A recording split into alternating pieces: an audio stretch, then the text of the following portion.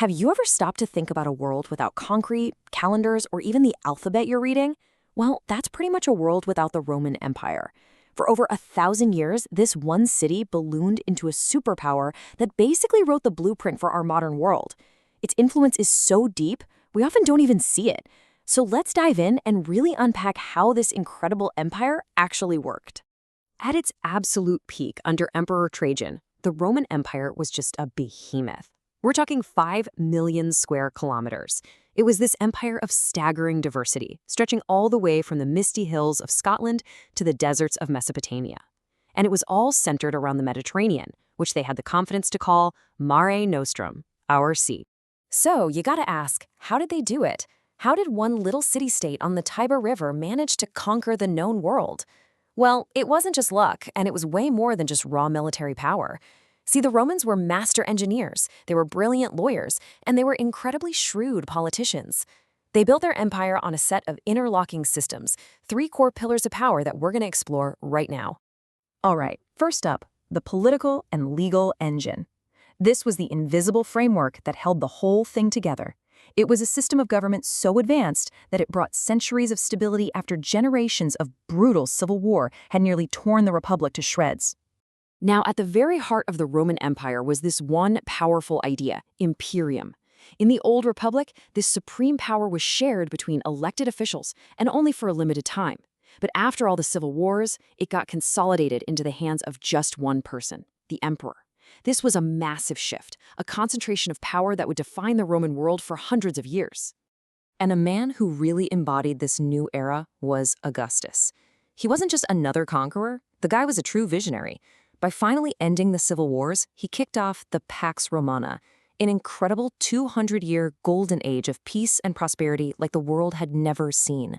This stability lit a fire under the economy and led to a cultural boom across the empire. He basically laid the foundation for a system that would last for over 1,000 years. But how do you actually govern an empire that's so vast and diverse?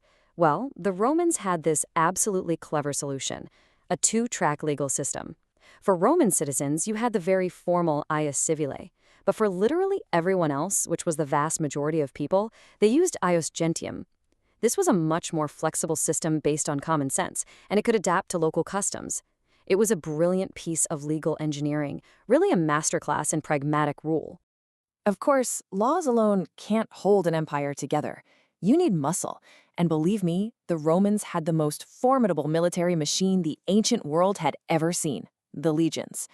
But their strength wasn't just about swords and shields.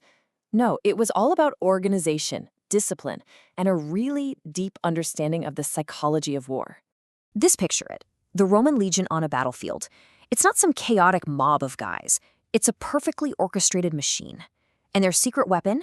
The triplex aces, a 3-line formation that was as brilliant as it was brutal. The first line smashes into the enemy, fights for a bit, then pulls back. Then the second line, totally fresh and ready to go, surges forward to take their place. And all the while, that third line is just waiting, like a hammer ready to fall. Now put yourself in the shoes of a warrior facing them. You've been fighting for what feels like hours, your arm is burning, you're totally exhausted, and then you see it. A fresh wave of Roman soldiers, shields polished, swords sharp, their eyes just burning with this cold, disciplined fury. That's how the Romans won. They didn't just break your lines, they broke your will to fight. And this relentless war machine was powered by a professional army. These were career soldiers, citizen soldiers who signed up for 20 years of service. And they weren't just warriors, they were pioneers. They're the ones who built the roads, founded the cities, and spread Roman culture and language to the farthest corners of the empire. They were the engine of Romanization, literally transforming the world one garrison at a time. But see, the Romans didn't just conquer. They built. They were master engineers who fundamentally remade the entire landscape of Europe, North Africa, and the Middle East. They built a Roman world, an infrastructure of civilization that was designing to project power and, well, last forever. At the top of this Roman world was a pretty rigid social hierarchy, a pyramid of power with the emperor right at the peak. But here's the interesting part. It wasn't an entirely static society. It was a world of ambition, a place where a clever merchant or a brave soldier could, over a generation or two, actually rise through the ranks and gain immense wealth and status. It was one of the most socially mobile societies in the ancient world. And the Romans' engineering genius was just on full display in their public works. They built these incredible roads that stitched the empire together, aqueducts that were literally the lifeblood of their cities, and magnificent buildings that just screamed Roman power. And they did it all with a revolutionary material, concrete. It was so strong, so durable, that many of their structures are still standing today, just silent testaments to their incredible skill. And nowhere is this Roman legacy more visible than in the Colosseum. It's not just some amazing feat of engineering, it's literally the blueprint for the modern sports stadium. But the Colosseum was more than just an entertainment venue. It was a powerful political tool, a way for the emperor to give the masses bread and circuses, keeping them happy while reinforcing the social order and displaying the absolute power of the Roman state. But maybe the most enduring thing the Romans ever built wasn't made of stone at all. It was the idea of citizenship itself. This was way more than just a legal status. It was a sense of belonging, a shared identity that could unite people all the way from Britain to Syria. It was this powerful tool for integration, a way to turn conquered peoples into loyal Romans, who had a real stake in the empire's success. And it's a concept that still fundamentally shapes our world today. So, you've got this powerful political machine, a relentless army, and an infrastructure of civilization. These were the pillars that held up the Roman Empire. But what about its legacy? What is its enduring shadow? Well, the answer is all around us, woven into the very fabric of our modern world. Let's start with the words we speak.